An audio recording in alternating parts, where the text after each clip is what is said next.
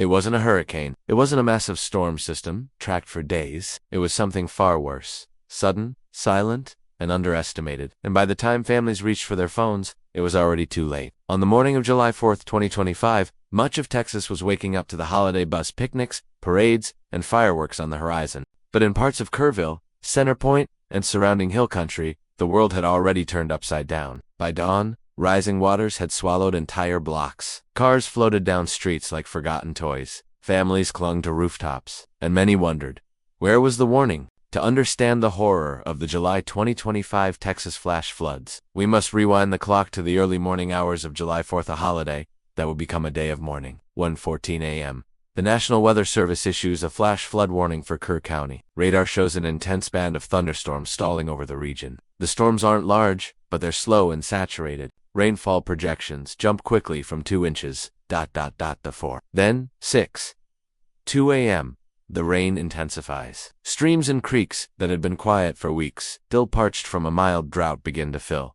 Within minutes, they surge past their banks. 2:31 a.m., the NWS upgrades the warning to a life-threatening flash flood emergency. This is the highest level of alert. The message is simple and chilling. Move to higher ground now. Emergency cell phone alerts are blasted across the region. 3 a.m. water races through Center Point and the outskirts of Kerrville. Some homes begin to take on water from the back doors and basements. Roads become invisible. A family of 4 is rescued from their vehicle, clinging to a guardrail by volunteer firefighters. 3:45 a.m. Several 911 calls report missing persons. A delivery truck is swept off State Highway 27. First responders are now overwhelmed. For 30 a.m., water rescues are underway. Dozens are trapped in attics or on second floors. Kerr County officials call in support from state agencies, but rising water cuts off access to key roads. 5:15 a.m.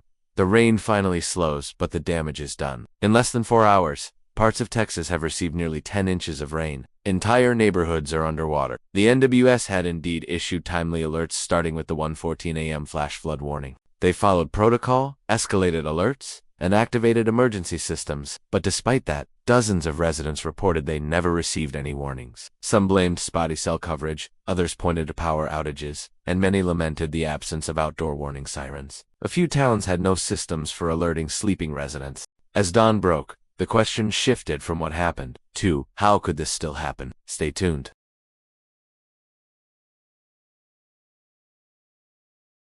The warnings came. The radar was clear. The alerts were sent. So why did so many people still wake up to rising water in their living rooms? The confusion wasn't about the storm itself, it was about the gap between information and impact. Despite technological advances, the night of July 4th revealed a chilling truth. The United States is still woefully unprepared to deliver life-saving warnings to the people who need them most, especially in rural and low-income areas. The systems worked on paper, but in the real world, that paper burned. Let's break it down.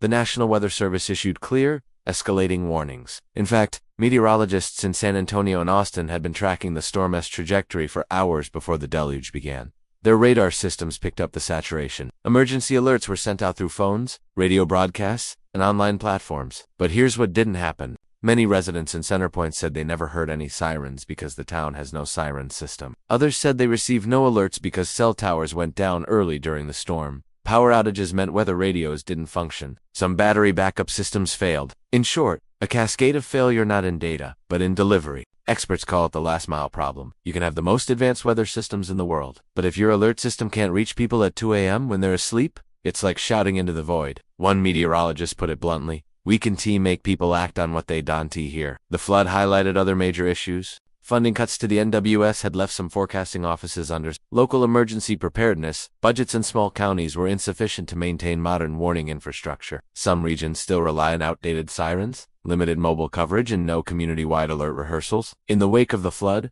these shortcomings weren't just abstract, they were personal. Survivors described feeling betrayed, not just by nature, but by the very agencies meant to protect them. Nobody knocked. No siren. "I just saw water coming in under the door," said one resident of Ingram, Texas, through tears. Another woman recalled being rescued by kayak, screaming from her second-story window, hoping anyone had heard the warnings that never came.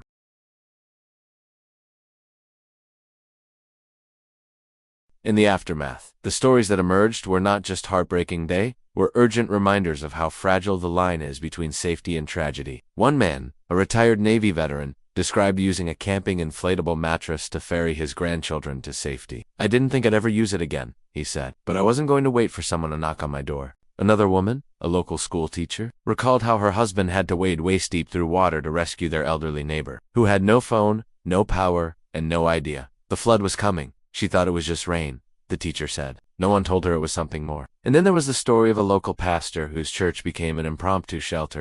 No cots, no electricity, just a dry floor, flashlights, and a few volunteers who had seen the worst and still showed up to help others. Each of these people had one thing in common. They relied not on government systems, but on instinct, community, and grit. So what do we take away from this? Technology alone is not enough. Weather models, radars, and alerts only work when they reach people who can act on them. We must strengthen the last mile of communication. Local systems need modernization. From installing outdoor sirens to ensuring community access to weather radios, the infrastructure gap must be addressed. Preparedness needs to be personal. Families must be taught how to react when alerts arrive or when they don't.